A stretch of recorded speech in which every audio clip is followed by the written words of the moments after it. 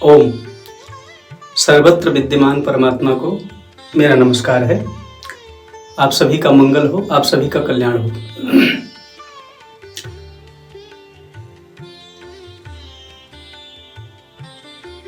समाज में दो प्रश्न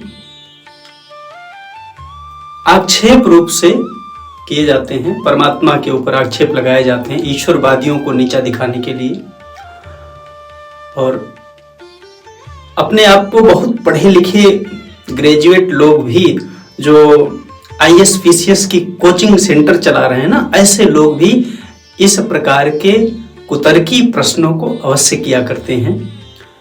पहला प्रश्न है, लोग कहते हैं यदि ईश्वर सर्वज्ञ है, मतलब सब कुछ जानने वाला है, भूत भविष्य वर्तमान सब कुछ जानता है, इसका अर्थ है कि भविष्य पहले से निश्चित है। और यदि भविष्य पहले से निश्चित है, पूर्व निर्धारित है, तो फिर हमें वर्तमान में कर्म करने की स्वतंत्रता कैसे हुई? क्योंकि भविष्य निश्चित है, मतलब जो निश्चित है उसी के अनुसार हमको करना पड़ेगा, तो कर्म की स्वतंत्रता कहाँ रही? और यदि कर्म की स्वतंत्रता है तो भविष्य निश्चित कैसे हुआ? मतलब ईश्वर सर्वज्ञ कैसे हुआ? और जैसे भविष्य वक्ता लोग भविष्यवाणियां करते हैं ना कि आपके जीवन में इस समय ये होगा, कुंडली इत्यादि ज्योतिषी लोग बनाते हैं, कुंडली जातक की बना देते हैं ना जन्म के समय, या जब आप बनवाएं कि अमुक वर्ष में अमुक समय आपका ये राहु चलेगा, केतु चलेगा, शनि चलेगा, इतना समय ये होगा, हाँ ये महादशा आएगी, ये आएगा, और इस प्रकार की घटनाएं घटेंगी या घट सकती हैं, सब बताते हैं वो। तो यदि भविष्य निश्चित है तो कर्म का सिद्धांत खंडित हो रहा है, और यदि कर्म के सिद्धांत को माना जाए तो ईश्वर की सर्वज्ञता खंडित होती है। दूसरा प्रश्न करते हैं कि यदि परमात्मा सर्वशक्तिमान है, परमात्मा सर्वशक्तिमान है, तो क्या वह परमात्मा ऐसा पर्वत बना सकता है, ऐसा पहाड़ बना सकता है जिसको वह स्वयं न उठा सके? मजे का प्रश्न है, पहला भी और दूसरा भी। मतलब ईश्वरवादियों को उलझाने के लिए ये प्रश्न गढ़े गए हैं, ये कुतर्क है, इसमें कोई दम नहीं है। हम बात करेंगे आगे। यदि परमात्मा, अब यदि कोई कह दे कि हाँ बना सकता है, तो वह उठा नहीं सकेगा, तो असमर्थ सिद्ध हो जाएगा। और यदि कोई कह दे कि नहीं बना सकता है, तब भी वह असमर्थ सिद्ध हो जाएगा। तो इस प्रकार के प्रश्न जो है ईश्वरवादी साधकों को, साधु संतों को, गुरुओं को, विचारकों को फंसाने के लिए, उलझाने के लिए वामपंथी विचारधारा के लोग, भोगवादी लोग कुतर्क किया करते हैं। तो आज हम इन्हीं दोनों प्रश्नों पर विचार करते हैं। सबसे पहले तो ईश्वर की सर्वज्ञता पर आपको भी ये ध्यान रखना है, जब आपसे भी कोई पूछे तो आप ये उत्तर दे सकते हैं, प्रश्न उत्तर आप कर सकते हैं, आप जहां रहते हैं अपने आसपास में। और कई बार ऐसा होता है ना कि अपनी ही बुद्धि में संदेह उत्पन्न हो जाता है इस प्रकार के प्रश्नों को सुन करके, तब क्या करें? तो फिर अपनी ही साधना अस्त व्यस्त हो जाती है। तो मुझे जो भगवान ने प्रेरणा दिया, बुद्धि में प्रकाश दिया, ये मैं कहीं किताब से पढ़ करके नहीं बोलूंगा, जो मुझे परमात्मा ने प्रकाश दिया ध्यान में, उसी ज्ञान के प्रकाश के अनुसार आपकी चर्चा में, आपकी सेवा में ये चर्चा निवेदन कर रहा हूं। प्रश्न करने वाले से पूछा जाए कि सबसे पहले तो तुम ये बताओ कि सर्वज्ञता का अर्थ क्या है? तो कुछ तो कहेगा ना, भाई ईश्वर सर्वज्ञ है तो सर्वज्ञता क्या है? पहले ये जानना जरूरी है ना, क्योंकि यदि सर्वज्ञता का अर्थ ही ना पता चलेगा तो वह सर्वज्ञ है या नहीं है, इस बात का विमर्श कैसे करेंगे, विवेचन कैसे करेंगे? और यदि कोई कहता है कि हाँ सर्वज्ञता का अर्थ यह है, जो कुछ भी वो बताए, हालांकि सर्वज्ञता का अर्थ तो सामान्य रूप से यही है कि सब कुछ जानने वाला। हाँ, जब उसका संधि आप करेंगे तो सर्वज्ञ, ज्ञ का अर्थ होगा जानने वाला। सर्व माने सब कुछ। तो अगर प्रश्नकर्ता ये कहे कि मुझे नहीं पता, तो तुम प्रश्न कैसे कर रहे? और अगर तुम यह प्रश्न कर रहे कि ईश्वर सर्वज्ञ है या नहीं, मतलब ईश्वर सर्वज्ञ नहीं है ऐसा तुम कह रहे, इसका अर्थ है सर्वज्ञता को तुम जानते हो, मतलब सर्वज्ञता का अस्तित्व है। अगर सर्वज्ञता का अस्तित्व है तो सर्वज्ञ होना चाहिए, क्योंकि सर्वज्ञता है मतलब सर्वज्ञता का ज्ञाता भी कोई होना आवश्यक है।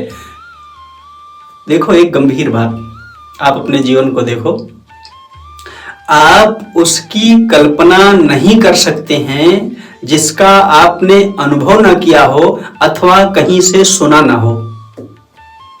सोच करके देखो, अगर तुम्हें अपने चित्त का ज्ञान नहीं होगा तो तुम इस प्रश्न को समझ नहीं पाओगे। आपके मन में या आपके चित्त में या आपके अंतःकरण और बुद्धि में ऐसे किसी भी विषय की कल्पना होना असंभव है जिसको आपने कभी अनुभव ना किया हो, भोगा ना हो, उससे आपका संबंध ना हुआ हो, आपने कभी देखा सुना ना हो, तो उसकी कल्पना आप नहीं कर सकेंगे। ये आपके ऐसा कह लो कि ये मानव मस्तिष्क का विज्ञान है, मानव चेतना का विज्ञान है। मनुष्य में वह शक्ति नहीं है कि जिसका उसने भूतकाल में अनुभव न किया हो, देखा ना हो, सुना ना हो, अनुभूति ना हुई हो इंद्रिय मन बुद्धि इत्यादि के द्वारा, और उसका वो चिंतन कर ले, यह असंभव है, किसी को नहीं होता है, सर्वसामान्य नियम है ये। तो सर्वज्ञता तुम जानते हो, ईश्वर सर्वज्ञ नहीं है मतलब सर्वज्ञता तुम जानते हो। अब यदि सर्वज्ञता तुम जानते हो मतलब या तो तुमने अनुभव किया होगा अथवा तुमने कहीं से सुना होगा, तो सुनने वाले पर फिर यही लागू होगा, वह भी कहीं से सुना होगा या अनुभव किया होगा। खोजते खोजते तुम जाओगे तो लास्ट में अंत में वह मिलेगा जो ये कहेगा कि हाँ हमने अनुभव किया है सर्वज्ञता को। और जिसका सर्वज्ञता का अनुभव है ना, वही ईश्वर है, वही सर्व का आधार है। ये पहला तर्क। दूसरी बात, मनुष्य का यह स्वभाव है, कोई भी व्यक्ति अधूरी जानकारी पसंद नहीं करता है। हर आदमी पूरा जानना चाहता है, वह चाहता है मैं जो जानूं वह पूरा हो। अधूरी जानकारी कोई नहीं चाहता है, हर आदमी पूरी जानकारी चाहता है, मतलब सब कुछ जानना चाहता है। आप जरा सोचो, अपने इस मस्तिष्क के विज्ञान को समझो। जिसका अस्तित्व नहीं हो, अर्थात जो तत्व या जो वस्तु या जो पदार्थ अस्तित्वहीन होता है ना, उसकी तुम कभी कामना नहीं करते हो। मतलब अगर तुम्हारे मस्तिष्क को पता चल जाए कि जो तुम चाहते हो वह है ही नहीं, तो चाह छूट जाती है। लेकिन पूरी जानने की जो लगन है, जो जिज्ञासा है, जो प्यास है, वो बचपन से लेकर के मरते दम तक, अथवा ये कहो कि जब तक पूरा न जान लो तब तक, पूर्ण ज्ञान होने तक वह प्यास न बुझती है न समाप्त होती है।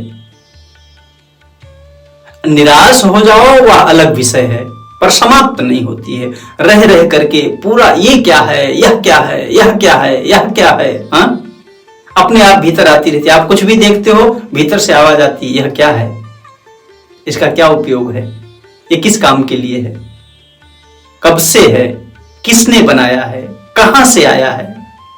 आता है कि नहीं? जरूर आता है। मतलब जिज्ञासा मनुष्य का स्वभाव है, अथवा ये कहो कि जिज्ञासा उस अनंत की करुणा है जो उसने, मानव के रचयिता ने मानव के अस्तित्व में ये भर दिया है कि सब कुछ जाने बिना मनुष्य शांत नहीं रह सकता है। इसीलिए ज्ञान की ओर निरंतर बढ़ता रहता है आदमी। यह भी जान ले, यह भी जान ले, यह भी जान ले।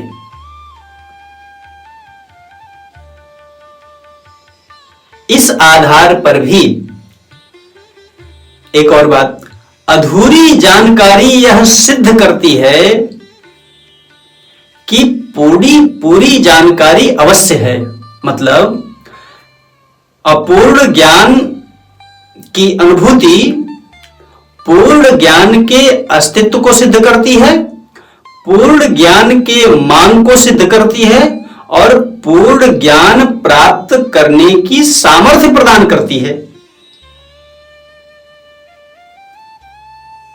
आपके पास अधूरी जानकारी है, इसका अर्थ है कि पूरी जानकारी, अरे किसी भी विषय में आप आधा अधूरा जानते हैं तो उसका पूरा ज्ञान भी तो विद्यमान होना चाहिए ना।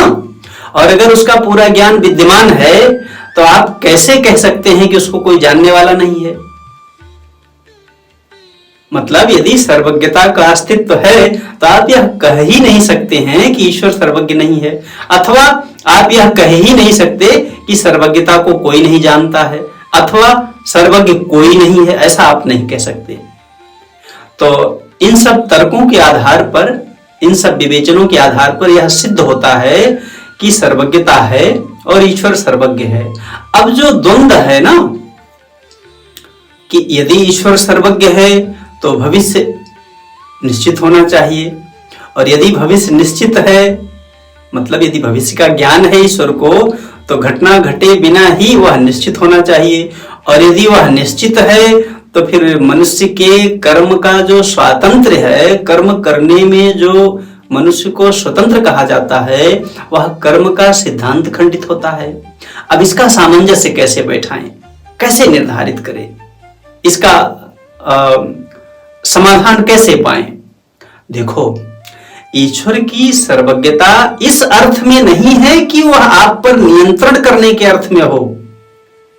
ईश्वर की सर्वज्ञता केवल ज्ञान के संबंध में, वह जानता है। देखो, ज्ञान और नियंत्रण, ज्ञान कभी शासक नहीं होता है, यह बड़ी गंभीर बात है। इसको आप तब तक नहीं समझ पाओगे जब तक इस शरीर से असंग होकर के, इंद्रिय मन बुद्धि इत्यादि को अपने से अलग करके शांत नहीं हो जाओगे ना, आत्मस्थ नहीं हो जाओगे, तब तक इस रहस्य को नहीं समझ पाओगे। ज्ञान प्रकाशक है, ज्ञान कर्ता और शासक नहीं है। तो परमात्मा शासक नहीं है, परमात्मा कर्ता भी नहीं है, परमात्मा प्रकाशक है। भगवान परमात्मा ईश्वर वह प्रकाशक है। तो अच्छा, दूसरी और बात, जैसे आपको लगता होगा ना कि भविष्य कभी होगा, हाँ, माने कल होगा, ऐसा लगता है ना, आज है और कल होगा। परमात्मा के यहां ऐसा नहीं है। आपका वर्तमान, आपका भूत, आपका भविष्य, वहां तीनों ही काल वर्तमान है, अथवा ये कहो कि परमात्मा कालातीत है। मतलब समय के बाहर है, वो समय के अधीन परमात्मा नहीं है भाई मेरे। देखो, देश और काल, यही दो आपको सीमा में बांधता है ना। किसी देश विशेष में, किसी काल विशेष में, जो देश विशेष में होगा, जो काल विशेष, जैसे जो अभी है वो कभी नहीं रहेगा, जो यहां है वो वहां नहीं है। देश विशेष में और काल विशेष में जो होगा ना, वो एक सीमा में होता है। जैसे मैं यहां बैठा हूं तो मैं दूसरी जगह नहीं हो सकता हूं, जब मैं दूसरी जगह जाऊंगा तब यहां नहीं हो सकता हूं। इस समय यहां हूं, पर अगर कहीं चला गया तो उस समय वहां रहूंगा, उस समय फिर यहां नहीं रह पाऊंगा, है ना। जैसे सूरज है, पृथ्वी और सूरज के जो आपस की गति है ना, हर समय हर जगह सूरज नहीं रह सकता है क्योंकि गतिशील है, पृथ्वी भी गतिशील है, तो गतियां बदलती रहती है ना उसकी।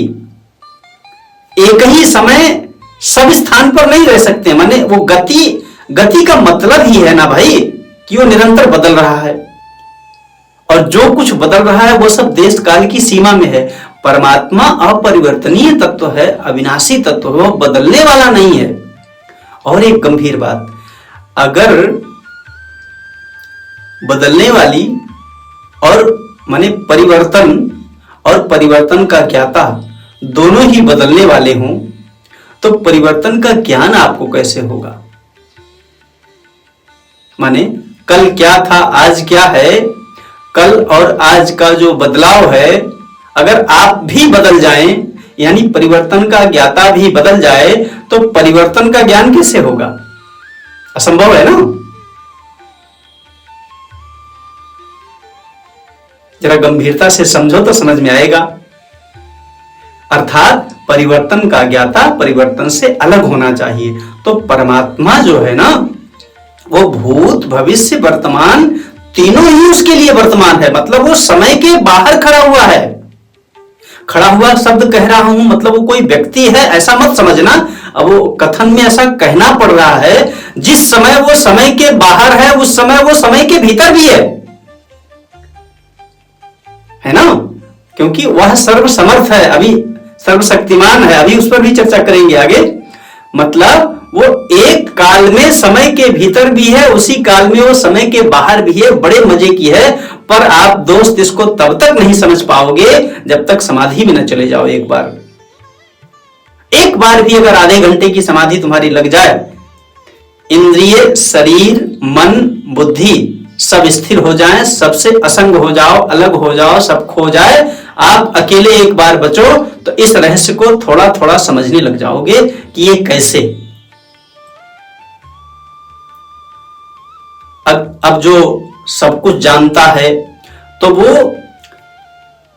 निश्चित है इस प्रकार से नहीं जानता है। इसको ध्यान से समझना। इस समूचे ब्रह्मांड में, माने देश और काल की जो सीमा है, जो आपके इस सूर्य का जो भी ब्रह्मांड है, जितनी भी दूरी है, उसके बाद जो गैलेक्सियां हैं, उसके परे भी जो गैलेक्सियां हैं, अनंत गैलेक्सियां, जितनी जो भी आप समझ सको, जहां तक आपकी बुद्धि की कल्पना पहुंच सके, वो सबका सब एक नियम के तहत सब कुछ चल रहा है ना। और वह नियम सब बिल्कुल निर्धारित है। उन समस्त नियमों का निर्धारण परमात्मा ने किया है। अब आप ये मुझ पर दोषारोपण कर सकते हो कि तुम्हें कैसे पता। मुझे उसने बताया है, इसलिए मैं जानता हूं इसको। तुम्हें मानना है मानो, नहीं मानना है मत मानो, तुम्हारी मौज है। मैं तुम्हें मनवाने नहीं आया हूं। मैंने जो अनुभव किया है वो मैं तुम्हें बता रहा हूं, है ना। और वो भी इसलिए बता रहा हूं कि शायद तुम्हारा भी समाधान हो जाए। मेरा तो समाधान है, ठीक है, पर शायद तुम्हारा भी समाधान हो जाए, तुम्हें भी शांति मिल जाए, कल्याण हो जाए, तुम्हारा भी संदेह मिट जाए, तुम्हारा भी, इसलिए बता रहा हूं। तो सारे नियम निर्धारित हैं। वो एक ऐसा सॉफ्टवेयर है, सब निर्धारित है। लेकिन कर्म का सिद्धांत भी निर्धारित है। मतलब अगर ऐसा करोगे तब यह होगा, लेकिन अगर ऐसा ना करके उसके कुछ विपरीत कर डाले तो फिर वैसा वैसा हो जाएगा। मतलब आप जैसा करोगे उसको भी परमात्मा जानता है। अगर आपने वह न किया तो आपका भविष्य बदल जाएगा तत्काल, मतलब फिर कुछ और हो जाएगा, उसको भी परमात्मा जानता है। लेकिन जानने का मतलब यह नहीं है कि तुम्हें वैसा करना ही पड़ेगा, ये मतलब नहीं है। वो ये जानता है कि तुम जैसा करोगे वो वैसा होगा। अगर ऐसा किया तो ऐसा होगा, ऐसा किया तो ऐसा होगा।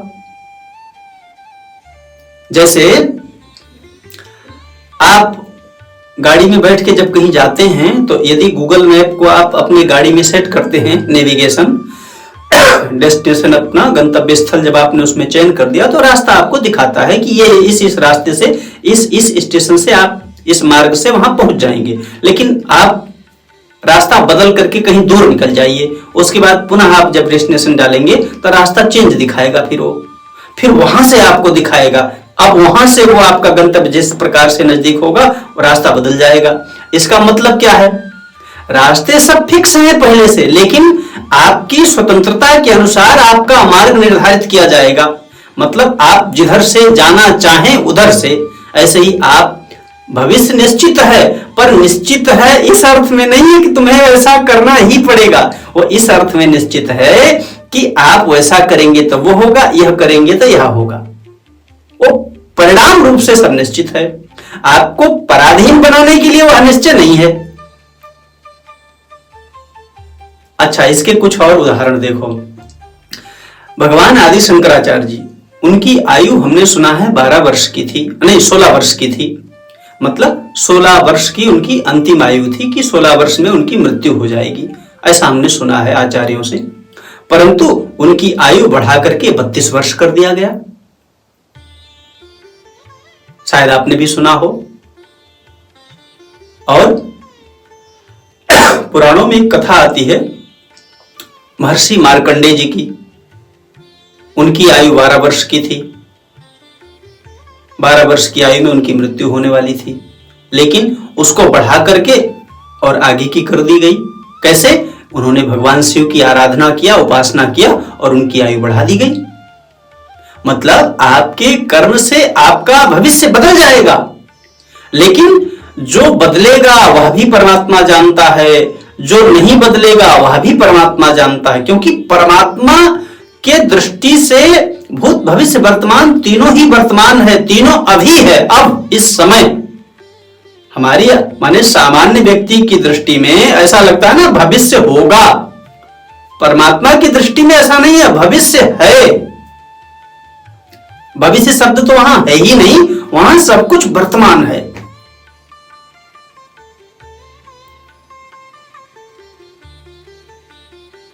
दूसरा, वो सर्वशक्तिमान वाली बात। अरे भैया, तुम्हें ऐसा लगता होगा ना कि यदि परमात्मा ऐसा पर्वत बना दे तो उठा नहीं सकेगा, तो असमर्थ हो जाएगा, और न बना सके तब भी असमर्थ हो जाएगा। मतलब तुम ये कहना चाहते हो कि परमात्मा सर्वसमर्थ नहीं है। मैं यहां किसी व्यक्ति की बात नहीं कर रहा हूं, ना मैं परमात्मा को किसी मूर्ति विशेष में बांध रहा हूं, है ना। मैं परमात्मा को केवल परमात्मा कह रहा हूं, जो सर्वसमर्थ है, जो अविनाशी है, जो सर्वज्ञ है, जो सर्वकाल में है, जो कालातीत है, जो सर्वव्यापक है। मैं उसकी बात कर रहा हूं, है ना। वो सबका आधार है। जो सबका आधार है तो असमर्थता अथवा सामर्थ्य, ज्ञान अथवा अज्ञान, अपना पराया, ऊंचा नीचा, अच्छा बुरा, तुम्हें जो कुछ दिखता है ना, वो तुम्हारी अपनी बुद्धि का चमत्कार है। मतलब तुम्हारी मान्यता उसमें काम कर रही है। जैसे तुम देख लो अपने आसपास में 10 लोग इकट्ठे हो जाओ अगर, और भोजन को रख लो, उस भोजन में वह किसी को अच्छा लगता है, किसी को अच्छा नहीं लगता है। क्या कारण है? अच्छाई बुराई भोजन में है कि व्यक्ति की मान्यता में है? ध्यान से समझो, इस सृष्टि में जो कुछ भी आपको दिखता है प्राकृतिक रूप से, जो भी वस्तुएं हैं, जो भी वृक्ष हैं, नदी नाले पहाड़ झरने, जो कुछ भी है, सूरज चांद तारे ग्रह नक्षत्र इत्यादि इत्यादि, जितना जो कुछ भी आपकी बुद्धि पकड़ सकती है, समझ सकती है, धरती जलवायु अग्नि आकाश के द्वारा जो कुछ भी निर्मित है, वह सब कुछ निर्विकार है। मतलब न वह अच्छा है और न वह बुरा है। लेकिन आपकी जैसी मान्यता होगी, आप जिस धारणा में बंधे हुए होंगे, आपकी जैसी रुचि होगी, आप जिस परिवेश में पले बढ़े होंगे, उसी के अनुसार यह संसार आपको दिखता है। हो सकता है जो आपको अच्छा दिख रहा है वह वास्तव में अच्छा ना हो किसी और के लिए, जो आपको बुरा दिख रहा है वह किसी और के लिए अच्छा हो। अरे भाई, इसीलिए तो विचार भेद है ना, इसीलिए लड़ाई है। लेकिन मनुष्य की जो मांग है, जो मनुष्य की जरूरत है, वह सबकी एक ही है। हर आदमी शांति चाहता है, स्वतंत्रता चाहता है, प्रेम चाहता है, ज्ञान चाहता है, मतलब निस्संदेहता चाहता है। सब लोग चाहते हैं, चाहे वह सिद्धांत रूप से भौतिकवादी हो, भोगवादी हो, चाहे वह आध्यात्मवादी हो, आत्मा को मानने वाला हो, चाहे वह ईश्वरवादी हो, परमात्मा को मानने वाला हो। ये प्रश्न भी जो लोग कर रहे हैं ना ईश्वर को नीचा दिखाने के लिए, वे लोग भी पूरा जानना चाहते हैं।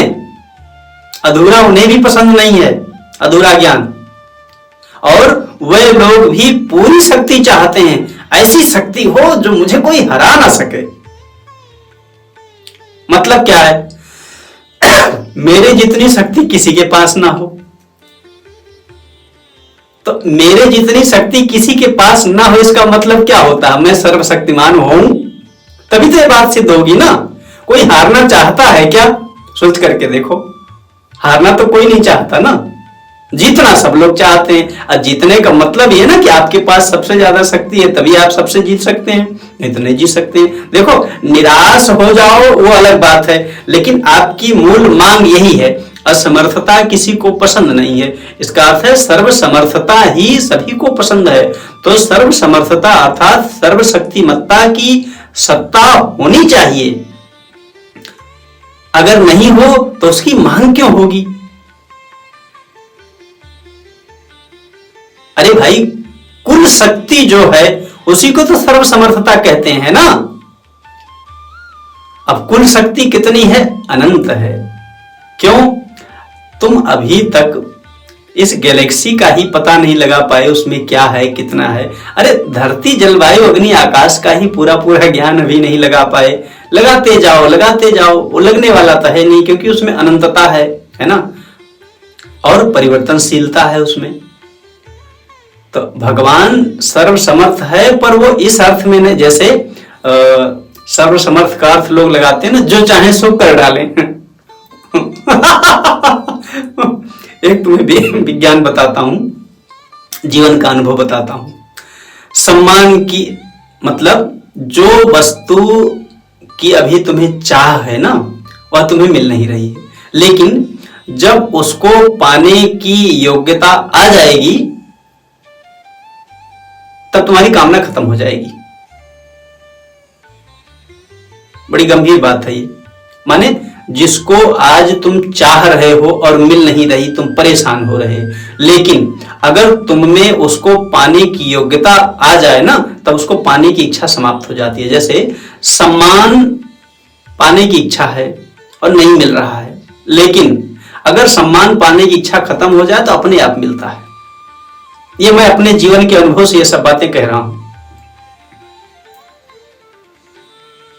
आशा करता हूं ये विचार, अनुभव, ये चर्चा आपके जीवन के लिए उपयोगी हो। अगर यह आपके लिए उपयोगी हो, आपको सत्य प्रतीत लगे, आपको अच्छा लगे, रुचिकर लगे, हितकर लगे, तो आप चाहो तो अपने यार दोस्तों को भी भेज सकते हो, शेयर कर सकते हो। और आपका कोई प्रश्न हो तो आप प्रश्न भी कर सकते हो, और आप चाहो तो चैनल से भी जुड़ सकते हो। आप सबका मंगल हो, आप सबका कल्याण हो। परमात्मा आप सबको निस्संदेहता प्रदान करें, पूर्णता प्रदान करें, शांति प्रदान करें, आनंद प्रदान करें। इन्हीं सद्भावनाओं सहित सर्वत्र विद्यमान उन्हीं भगवान को मेरा नमस्कार है।